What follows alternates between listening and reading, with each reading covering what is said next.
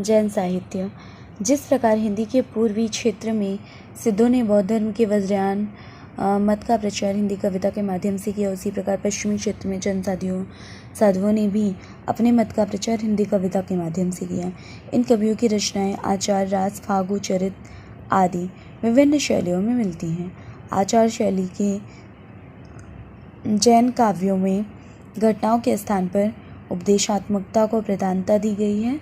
फागु और चरित शैली की सामान्यता के लिए प्रसिद्ध है। रस शब्द संस्कृत साहित्य में क्रीड़ा और नृत्य से संबंधित था। भरत मुनि ने इसे क्रीडनीय कहा है। वात्स्यायन के कामसूत्र की रचना काल तक रास में गायन का भी समावेश हो गया था। अभिनव गुप्त ने रास को एक प्रकार का रूपक माना है। लोक जीवन में भी श्री कृष्ण की लीलाओं के लिए रास शब्द रूढ़ हो गया था और आज भी सामान्य जनता उसी अर्थ में उसका प्रयोग करती है। जैन साधुओं ने रास को एक प्रभावशाली रचना शैली का रूप दिया। जैन तीर्थकारों के जीवन चरित तथा वैष्णव अवतारों की कथाएं जैन आदर्शों के आवरण में रास नाम से पदबद्ध की गई। जैन मंदिरों में श्रावक लोग रात्रि के समय ताल देकर रास का गायन करते हैं। 14वीं शताब्दी तक इस पद्धति का प्रचार रहा, अतः जैन साहित्य का सबसे अधिक लोकप्रिय रूप रास ग्रंथ बन गए। वीर गाथाओं में रास को ही रासो कहा गया है, किंतु इनकी विषय भूमि जैन रास ग्रंथों से भिन्न हो गई है।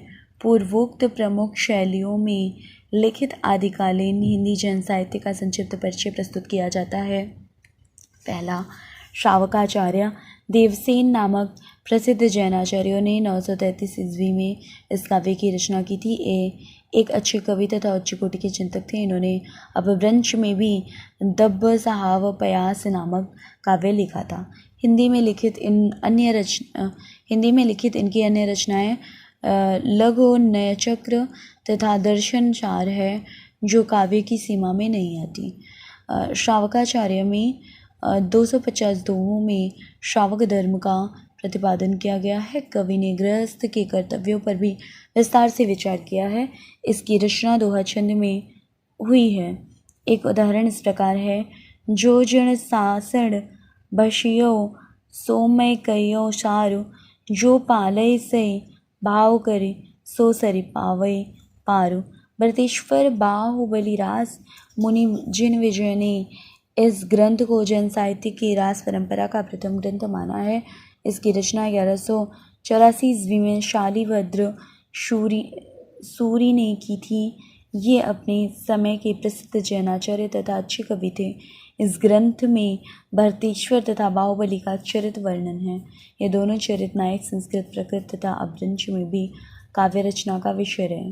प्रस्तुत कृति में इनकी जो कथा वर्णित है, उसमें इन्हें अयोध्यावासी ऋषभ जिनेश्वर के यहाँ सुनंदा और सुमंगला से उत्पन्न बताया गया है। भरत आयु में बड़े थे एवं पराक्रमी भी थे। वे अयोध्या के राजा बनाए गए और बाहुबली को तक्षशिला का राज्य मिला। कवि ने दोनों राजाओं की वीरता, युद्धों आदि का विस्तार से वर्णन किया, किंतु हिंसा और वीरता के पश्चात विरक्ति और मोक्ष के भाव प्रतिपादित करना कवि का मुख्य लक्ष्य है। तब वीर और श्रृंगार रसों का निर्वेद में अंत हुआ। 205 छंदों में रचित यह सुंदरकांड काव्य है। इसकी भाषा में नाटकीयता, उक्ति, वैचित्र तथा रसात्मकता के सर्वत्र दर्शन होती हैं। आगे की रास या रासों रचनाओं को इस ग्रंथ ने अनेक रूपों में प्रभावित किया है। इसकी कविता का एक उदाहरण यहाँ प्रस्तुत है: बोलह बाहुबली बलवंत लोह खंडी तो गर्वीव हंत चक्र सरीशो चूनौ करियों सैलहम गोत्रकुल संहरो चंदन बलाराश। यह 35 छंदों का एक लघु खंड काव्य है, जिसकी रचना 1200 ईस्वी के लगभग असगु नामक कवि ने जालौर में की थी। इसकी कथा नायिका चंदन बाला चंपानगरी के राजा दधिवाहन की पुत्री थी। एक बार कौशाम्बी के राजा सतानिक ने चंपानगरी पर आक्रमण किया, जिसमें उसका सेनापति चंदन बाला का अपहरण कर ले गया और एक सेठ को बेच दिया। सेठ की स्त्री ने उसे अपार कष्ट दिया। चंद्रबाला अपने सतत्व पर अटल रहकर सब दुख सहती रही और अंत में महावीर से दीक्षा लेकर मोक्ष को प्राप्त हुई। इस लघु कथा पर आधारित यह जैन रचना करुण रस की गंभीर व्यंजना है। भाव सौंदर्य के जितने चित्र इसके रचयिता ने अंकित किए हैं, सभी में उसकी काव्यनिष्ठा व्यंजित है। अगला है स्थूलिभद्र रास। 1209 ईस्वी में रचित इस काव्य को जिन धर्मशूरी की कृति माना जाता है।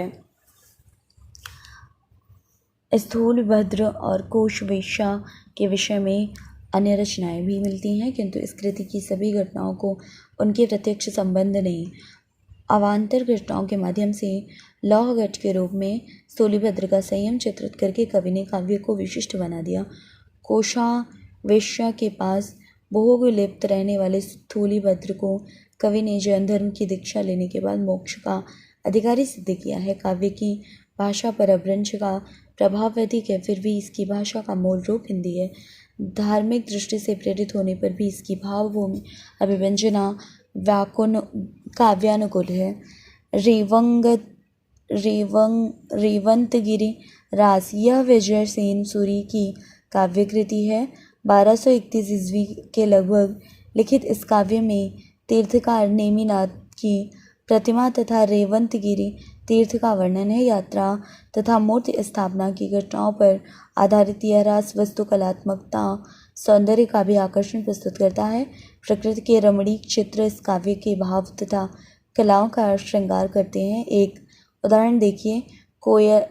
कोयल कलयलो मोर केकारो समय महुयर महुर गुंजारवो जलद जाल बम्बाले निझरणी रमाउलू रेहै उज्जल सिहरू अली कज्जल समालो। नेमिनाथ रास इस काव्य की रचना सुमति गण ने 1213 ईस्वी में की थी। 58 छंदों की इस रचना में कवि ने नेमिनाथ का चरित्र सरस शैली में प्रस्तुत किया। नेमिनाथ के प्रसंग में श्री कृष्ण का वर्णन इस काव्य का विषय है और इन दोनों के माध्यम से विभिन्न भावों की व्यंजना हुई है। रचना की भाषा अपभ्रंश से प्रभावित राजस्थानी है।